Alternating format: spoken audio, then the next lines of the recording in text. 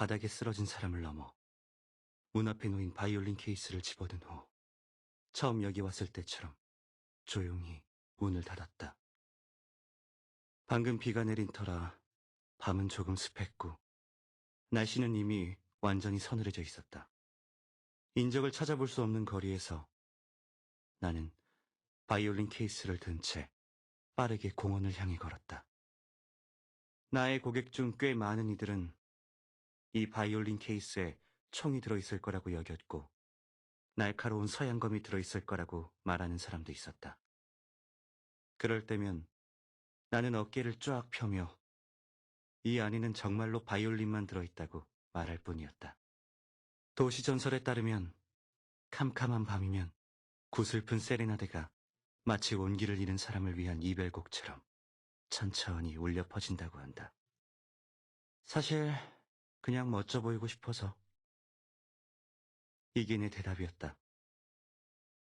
내가 악기줄을 무기로 즐겨 쓰는 이유는 손에 익고 고상한 데다 간단하고 거칠지 않기 때문이다.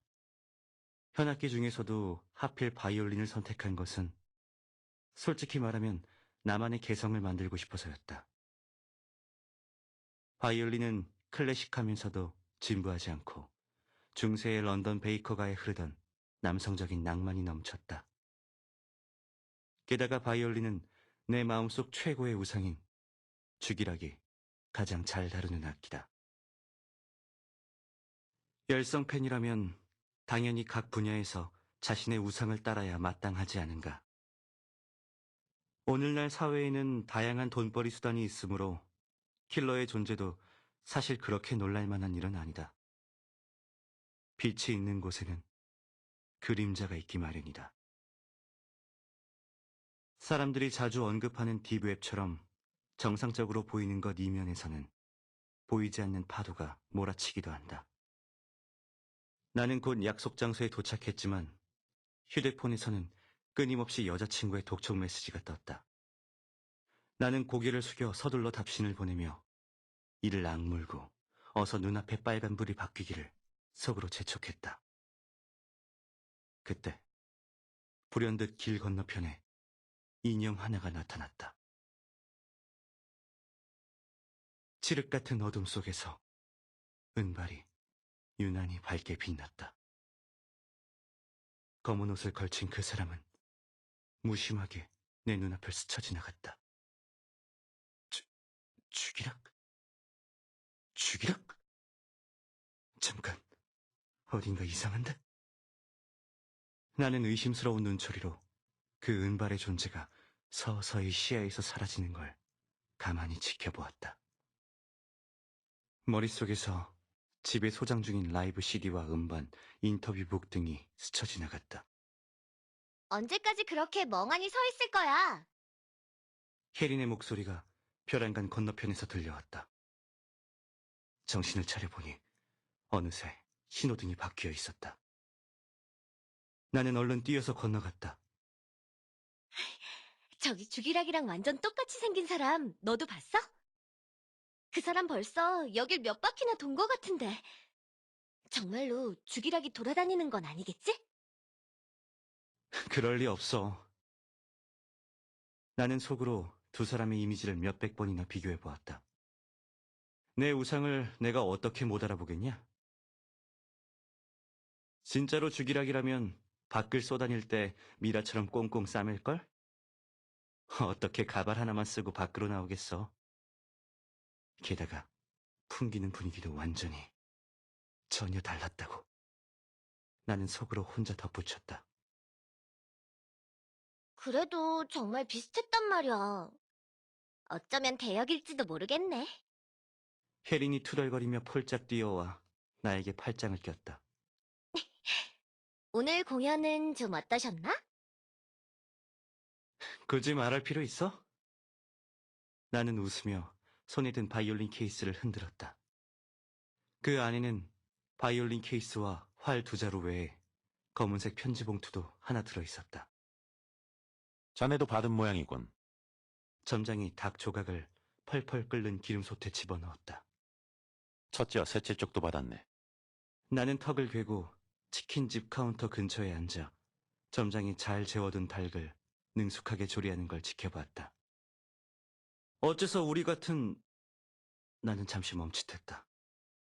자화자찬하는 게 별로 좋은 습관은 아니라는 것도 알고 나 역시 일찌감치 중2병 시절을 졸업했기 때문에 나는 레전드 킬러 같은 표현은 그냥 삼켜버리고 말을 이었다. 나를 부르듯 편하게 부르는 건지. 나는 입에 문 빨대를 흔들었다. 중개인을 건너뛰고 직접 찾아온 게 좀 이상해요. 편지도 온통 시커멓고 설마 오컬트와 관련된 건 아니겠죠? 점장은 나의 재미없는 농담 같은 건 들은 척도 하지 않았다. 한동안 이 작은 공간 안에는 지글지글 닭 튀기는 소리만 울릴 뿐이었다. 알아보니 그 조직과 관련이 있는 것 같더군. 한참이 지나서야 그는 천천히 입을 열었다. 블랙스완 말인가? 나는 속으로 가만히 읊조리다 치킨을 쿡 찍어 입에 넣었다. 그래서 그 두 사람은 수락할 거래요? 셋째가 갈 거야. 점장은 황금빛으로 바삭하게 튀겨진 치킨 조각을 튀김 뜰 채로 건져 잘 털었다. 다른 한 명은 얼굴을 마주치면 곤란하다고 하니까 됐어. 왜? 자네가 가려고? 나는 눈을 흘기며 말했다. 나는 사람이 좋으면 그 집 말뚝에도 절을 하는 사람이라 나의 우상과 그렇게 닮은 친구한테는 손을 댈 수 없죠. 그렇다. 편지에서 의뢰한 암살 대상은 바로 며칠 전 거리에서 마주친 그 은발의 소년이었다. 헬리오스. 편지를 통해 알게 된 이름이다. 어? 이 잘생긴 사람, 방금 들어온 그 손님 아니야? 혜리는 접시를 들고 주방에서 나오다가 머리를 쓱 내밀고 내 휴대폰에 있는 사진을 보며 말했다. 깜짝 놀라 헥 고개를 돌린 나는 헬리오스라 불리는 그 소년이 바로 구석에 앉아있는 걸 발견했다. 나는 말없이 점장과 시선을 교환한 뒤 곁눈질로 슬쩍 그를 살폈다. 고개를 들진 않았지만 그의 주변에는 시종일관 접근 금지라는 위압감이 마구마구 풍겼다. 그는 나른하게 소파에 기대어 손가락으로 핸드폰 화면을 대충 휙휙 넘기고 있었다. 창밖의 햇살조차 그의 신발 끝에서 5cm 떨어진 곳에 멈춘 채 움직이지 않고 있었다. 이 바닥에 있는 사람은 다 안다. 너무 눈에 띄는 목표는 중2병이 걸린 바보가 아니라면 쉽게 덤빌 수 없는 상대라는 것을. 분명 여친한테 메시지 보내는 걸 거야. 혜린이 슬쩍 내 귀에 대고 야유하듯 말했다. 어? 나는 임무 목표를 몰래 살피는데 열중하느라 바로 반응하지 못했다. 저기 잘생긴 사람 말이야. 막 들어왔을 땐 분위기가 완전 흉흉했는데 지금은 봐봐. 휴대폰을 보면서 굉장히 기분 좋아 보이잖아. 나는 살짝 멍하니 혜린의 시선을 따라 눈을 돌렸다. 햇살은 어느새 헬리오스의 어깨 위를 넘어가는 중이었다. 그림자와 빛이 교차하는 곳에서 그는 무심한 얼굴로 휴대폰 화면을 응시하고 있었다. 나는 입을 삐죽거리며 고개를 돌렸다. 기분이 좋아 보인다고? 남자들은 정말 분위기 파악을 못한다니까. 그러더니 그녀는 노래를 흥얼거리며 헬리오스에게 다가갔다. 안녕하세요. 이거 저희 가게에서 새로 출시한 도넛인데 한번 드셔보세요. 그녀가 손에 든 접시를 내려놓기도 전에 냉랭한 대답이 돌아왔다. 필요 없어요. 이건 무료로 드리는. 난 이런 거 안 먹어요. 저희 가게는 포장도 해드려요. 혜린이 손끝을 저으며 말했다. 여자친구분께 가져다 드리세요. 여기까지 들은 헬리오스는 그제야 천천히 휴대폰 화면에서 시선을 떼며 말했다. 당신 너무 시끄러워. 일주일 동안 따라다닌 결과 솔직히 말해서 헬리오스라는 이 소녀는 딱히 특별한 구석이 없었다. 나는 빵을 씹으며 컴퓨터 모니터 앞에 죽치고 앉아 8번째 하품을 했다. 그렇다. 나는 결국 이 임무를 수락하고 말았다. 특별한 이유가 있는 건 아니었다. 배후의 보스가 보수를 10배로 높였기 때문이었다. 그 돈이면 바로 명예롭게 은퇴해서 혜린과 신선처럼 유유자적한 삶을 살기에 충분했다. 물론 내가 살아있다는 전제하에 말이다. 이어폰에서 들리는 부스럭 소리에 나는 상념에서 벗어났다. 헬리오스가 일어날 시간이 된 것이다. 나는 볼륨을 높이고 찬찬히 다시 감시 생활을 반복하기 시작했다. 도시는 하나의 거대한 네트워크와 같다. 그 누구도 각지에 있는 교통, 지역 CCTV의 눈을 피할 수 없었다. 나는 능숙하게 키보드를 조작하며 여러 개의 창 화면을 열었다. 헬리오스의 생활은 상당히 규칙적이었다. 그는 웬만해선 집 밖에 잘 나가질 않았고 도청기에서도 수상한 소리 같은 건 전혀 나지 않았다. 대부분 쏴 하는 물소리와 옷을 입고 벗을 때 나는 옷감의 마찰음 따위였고 심지어 발소리조차 거의 듣기 힘들었다. 해질 무렵이 되어서야 복도의 감시 화면을 통해 그가 외출하는 모습을 볼 수 있었다. 그는 집을 나서면 보통 인적이 드문 도시의 구석진 곳으로 가서 목적 없이 걷기만 할 뿐, 다른 사람과 접촉하려는 낌새 같은 건 전혀 없었다. 그는 늦은 밤까지 이렇게 산책만 하다 집으로 돌아와 베란다에서 15분 정도 서 있다가 다시 샤워를 하러 갔다. 매일매일이 이런 식이었다. 유일한 특이점이라면 그의 얼굴이 정말 주기락과 닮았다는 것이다. 감시 화면을 통해 헬리오스가 거리를 걷는 모습을 보며 그 둘이 완전히 다른 사람이라는 걸 알면서도 나는 가끔 주기락을 떠올리곤 했다. 만약 주기락이 거리를 돌아다닌다면 예전에 그가 거리에 나왔다가 팬에게 걸렸던 장면이 떠올랐다. 거리 전체가 물 샐 틈 없이 그를 에워쌌고 혼란한 현장과 몰려든 사람들로 소녀는 인파 한가운데로 밀려갔다. 상당히 곤란한 상황이었지만 그래도 그는 웃으며 흥분한 팬들을 진정시키려고 애썼고 매니저는 그런 그를 차 안으로 밀어 넣었다. 차가 멀어지기 전 그의 목소리를 들을 수 있었다. 모두 고마워요. 그리고 여러분께 폐를 끼쳐서 미안해요. 여기 있는 헬리오스와는 정말 전혀 다른 사람이었다. 이날 내가 한창 악기줄을 정리하고 있는데 갑자기 점장에게서 전화가 걸려왔다. 셋째가 죽었다. 결과를 예상하고 있었다는 듯 그의 목소리는 지극히 덤덤했다. 나는 깜짝 놀라 CCTV 화면 속에서 걷고 있는 헬리오스를 보았다.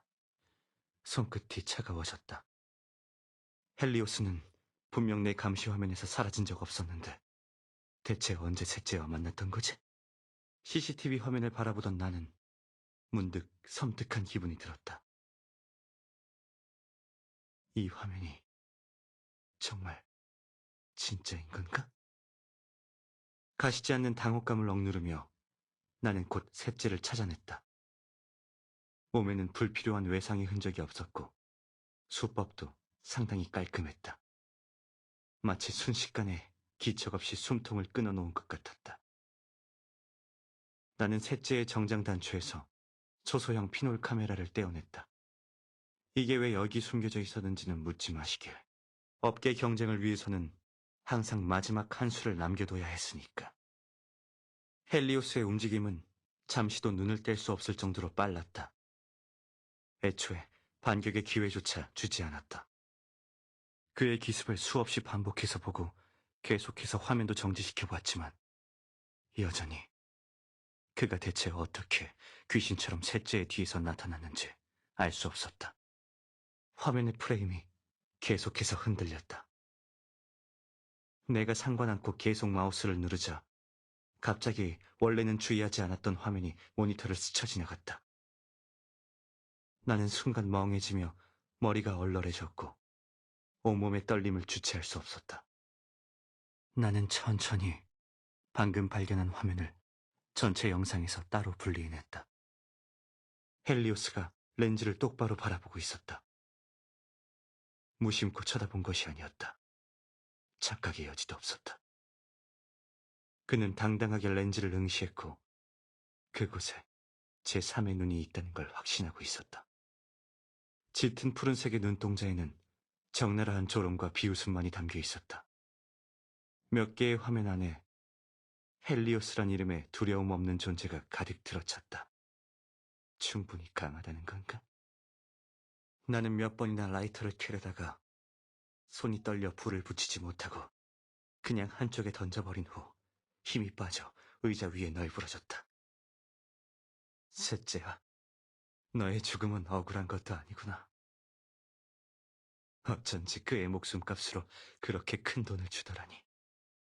생각 끝에 나는 메일을 열어 한 장의 사진을 다운받았다.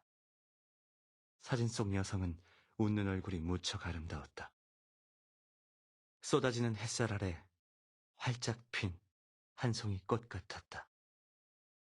역시 여기서부터 손을 써야겠지.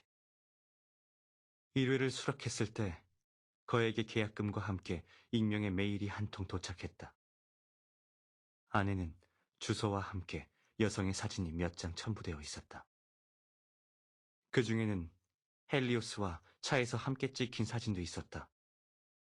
그 여성에 대해 조사하는 건 어려운 일이 아니었다. 주소의 위치에는 방송 제작사가 있었고 사진 속 여성은 바로 그 회사의 대표였다. 헬리오스는 그곳에 접근한 적이 없으니 오히려 훌륭한 돌파구가 될 것이다. 제작사를 감시하느라 구석에서 죽치고 있는데 반나절도 되지 않아 나는 또 새로운 메일을 한 통 받았다. 이번 메일은 익명이 아니었고 안에는 새로운 주소가 하나 적혀 있었다. 그렇다. 바로 헬리우스의 현재 주소였다. 나는 그 메일을 실마리 삼아 상대의 IP 주소를 찾아내고자 시도했지만 어찌나 수법이 노련하고 교활한지 한나절을 고생하고도 아무런 소득이 없었다. 오히려 마지막엔 이유 없이 화면이 잠기고 말았다. 내가 그 여자에게 접근하는 걸 원하지 않는 건가? 나는 검게 변한 화면을 노려보며 생각했다. 바꿔 말하면 이럴수록 그 여성의 이용 가치가 크다는 뜻 아니겠는가? 그 여자는 퇴근 후 이곳을 지나가는 것 같았다. 나는 손목 시계를 흘끗 보고 시간을 재기 시작했다. 그때였다. 골목의 다른 입구에서 차량 불빛이 빠르게 지나가면서 우뚝 선 그림자 하나가 벽에 비쳤다. 순간 머릿속이 새하얘졌다. 제자리에서 몸이 굳은 채로 빛을 등지고 한 걸음 한 걸음 다가오는 그의 모습을 바라볼 수밖에 없었다. 역광에 가려져 얼굴이 잘 보이지 않았으나 냉담한 청회색 눈동자와 주름 섞인 서늘한 웃음만은 분명했다. 노인들의 말에 따르면 이런 순간엔 인생이 주마등처럼 뇌리를 스친다고 한다. 하지만 지금 내 머릿속에는 단 한 가지 생각밖에 없었다. 이럴 줄 알았으면 나올 때 혜린이 만든 치킨이나 한 입 더 먹고 나오는 것.